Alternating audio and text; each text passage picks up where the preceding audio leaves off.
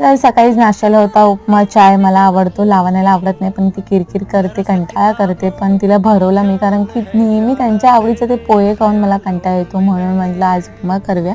नंतर तिला मी दुपारची शाळा आहे त्यामुळे टिफिनमध्ये कुरकुरीत भेंडी दिली होती. त्याच्यामध्ये तांदळाचं पीठ, बेसनचं पीठ, मसाला, धनेजिरे पावडर आणि थोडा ओवा क्रश करून टाकलेला, आमचूर पावडर, मीठ टाकलं होतं आणि पाणी टाकून ना असं मिक्स चांगलं केलेलं आणि ते फास्ट गॅसवर तळायचं, म्हणजे ते कुरकुरीत होतं. टिफिन पॅक केला आणि तिला सोडलं आणि ह्यांची गावी जाण्याची तयारी. तर माणसाची वेळ बघा कशी आहे. ते चालले होते शिर्डीला, पण त्यांना अचानक कावरनं कॉल आला आणि विकेंड असल्यामुळे त्यांना मत्स्यगंधाची पण एकदम तिकीट भेटली, तर ते गावी गेले. कारण की गावी होती एमर्जन्सी, त्यामुळे त्यांना जावंच लागलं. नंतर संध्याकाळी मी आणि लावण्या बड्डेला गेलो. छान झाला बड्डे आणि असं संपवलं दिवस.